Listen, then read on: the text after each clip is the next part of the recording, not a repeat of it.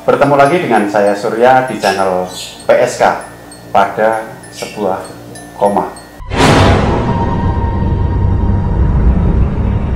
Narasumber kita kali ini Mas Mus. Mas Mus ini tinggal di salah satu wilayah di Kabupaten Blora. Gimana Mas Mus kabarnya? Alhamdulillah baik Mas Surya. Alhamdulillah. Dengar-dengar Mas Mus ini punya banyak cerita yang di luar nalar.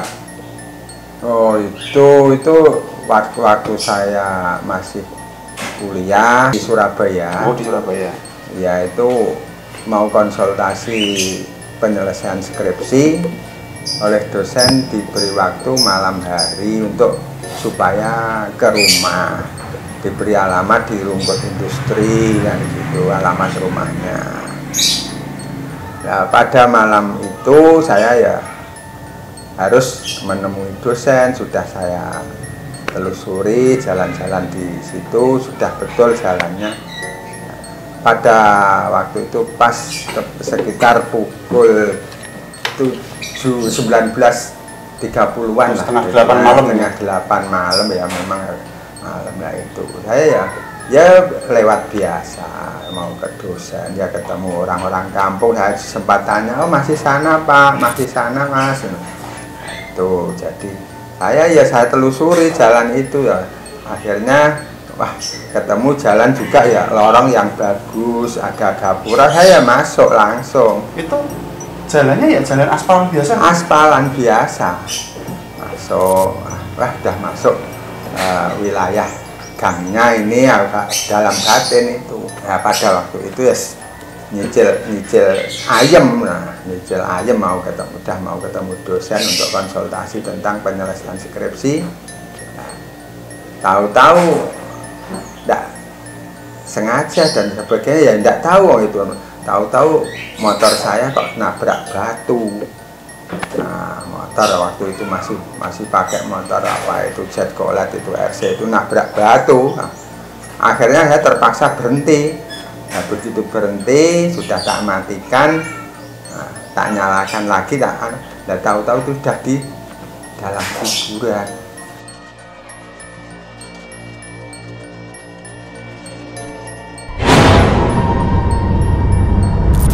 Dalam makam itu.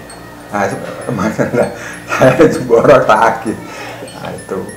Berarti padahal tadi jalan aspal biasa. Jalan aspal biasa, ya mulus biasa ya. Sebelumnya ya ketemu orang kampung ya, diberitahu sana loh Mas jalannya, masih ke sana.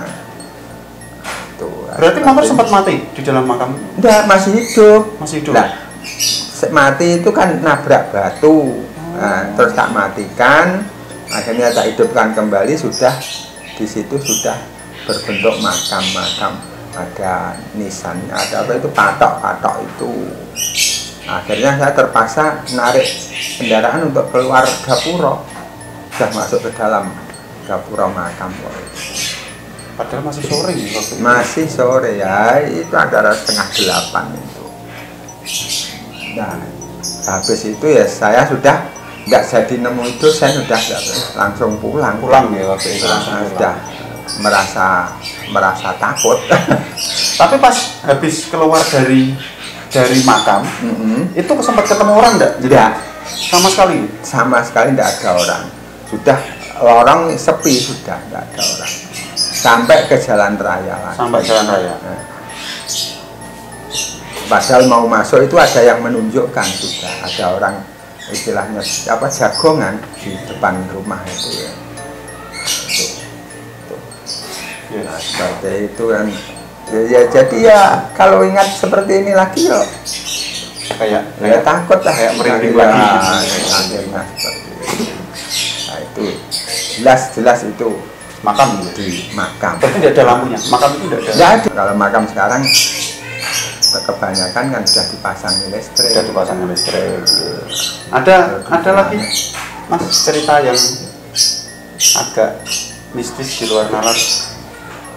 Oh, waktu itu anak saya yang Marta itu kan mau minta di Pondok Gontor. Sudah saya antar di sana, sudah berapa bulan saya kan hanya sama ibunya, sama adik nengok di Gontor. Pulang dari Gontor, perjalanan antara Cepu ke Blora sampai di Jiken ini, hampir Jiken, antara jam 2 malam sampai di sekolahan SMP Jiken, SMP Negeri 1 Jiken. Nah di situ ya, sudah terbiasa ya perjalanan itu saya pakai kode lampu jauh dekat tak dim namanya, dim itu. Nah, tahu-tahu sudah pas di depan SMP itu agak ada 200 meteran. Tapi belah barat. Maaf saya potong, itu jalannya bagus, jalan aspal jalannya ini loh, bagus. Nah itu ada anak-anak kecil itu, ada 5 jalan menyeberang jalan.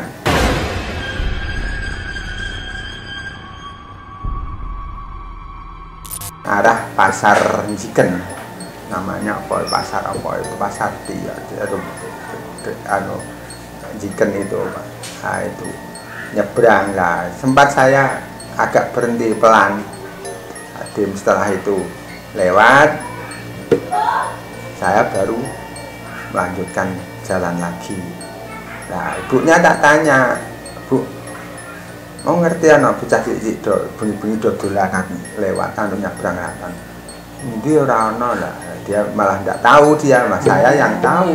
Ibunya ya jejer di depan sama bawa mobil itu di depan itu. Tapi jenengan berarti 5 orang itu jenengan lihat semua berarti? Lihat semua ya, nyebrang bersama-sama itu.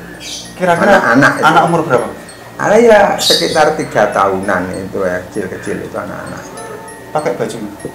Pakai baju. Bajunya juga biasa gitu? Biasa ya, seperti anak bermain itulah.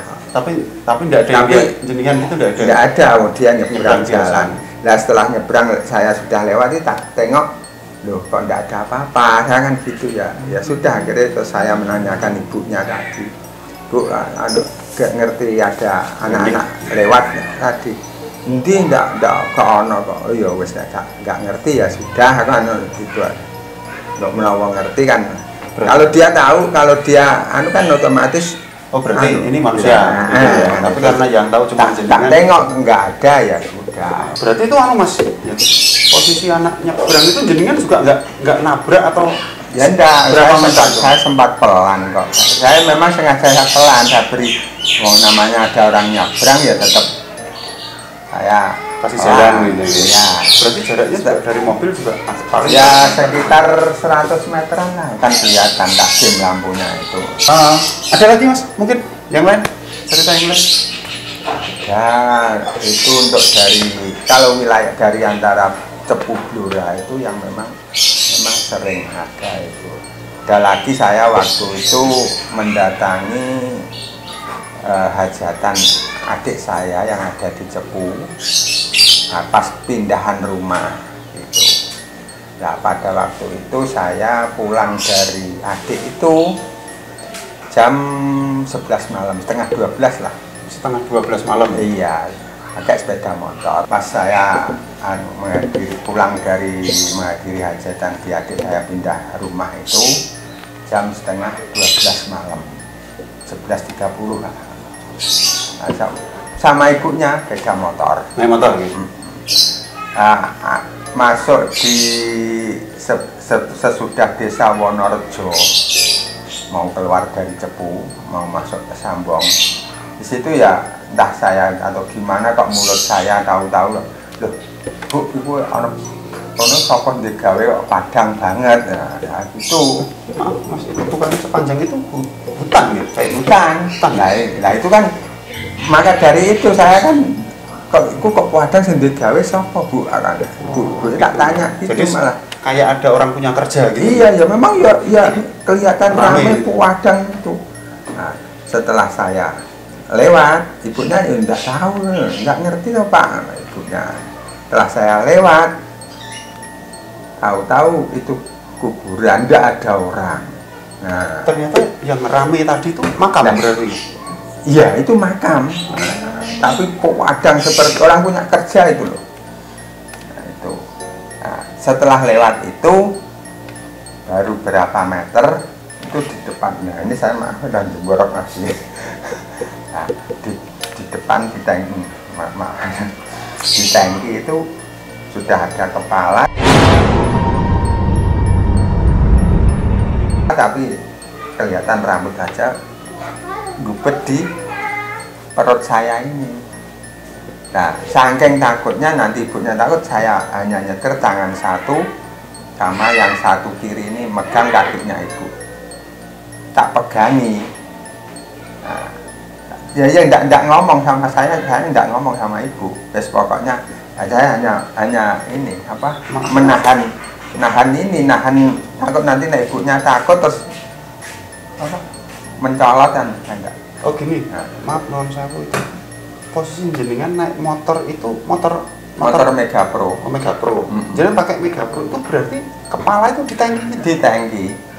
Kelihatan mukanya enggak? Enggak, rambutnya aja. Jadi kepalanya menghadap ke di tangki itu. Tapi dia gubet. Jadi di pangkuan saya ini. Jadi enggak tahu cowok apa ceweknya enggak tahu. Nah, rambutnya panjang ya. Ya mungkin logikanya kan gitu. Dan kalau wajahnya enggak kelihatan. Berarti itu rambutnya itu kayak neken jenengan. Iya, memang gubet ini. Nah, keterang angin kan otomatis gubet. Nah, ibu enggak tahu. Ibu enggak tahu. Ya, alhamdulillahnya ibu enggak tahu. Maka dari itu saya pegangi kakinya itu, saya khawatir mungkin dia tahu melompat kan nanti kecelakaan akhirnya. Jadi tangan satu sampai di daerah ini cabak ini. Sekitar berarti ada ya. Kepala itu sekitar berapa kilo gitu? Wah, ada nih. Ada 10 kilo lebih. Oh, bawa keluar. Nah, saya saking ngempet takutnya itu. Kalau air kencing ini enggak terasa, tahu-tahu udah basah kuyup celana saya. Sampai ngompol jenengan ini. Ngompol itu. Lah, kok bisa hilang ini tadi? Apa ini? Kepala ini tadi? Ya, hilang sendiri, enggak tahu. Hilang sendiri. Tahu-tahu udah hilang, akhirnya terus saya tanya sama ibunya, Bu mau gak ngerti apa-apa tak Bu? Orang apa-apa Pak? Oh iya wes aku ngono. Nah saya sampai di rumah baru cerita sama ibunya. Sekitar jam 12:30 sampai di rumah baru cerita. Kalau ada nah ini celana sudah basah kuyup dengan air kencing. Ya sudah. Nah seperti itu. Ya untungnya yang saya ajak itu kok enggak tahu gitu. Ya, kalau tahu mungkin akan kalau meloncat dan sebagainya kan malah repot ya. Saya perjalanan malam jangan suka ngalok ke sembarang ucap sesuatu yang kelihatan aneh jangan dielok ke kan gitu. Apalagi yang sering itu antara Blora Cepu. Salah sih. Terima kasih Mas Mus ceritanya. Itu tadi teman-teman sedikit cerita dari Mas Mus. Semoga bisa bermanfaat untuk kita semua.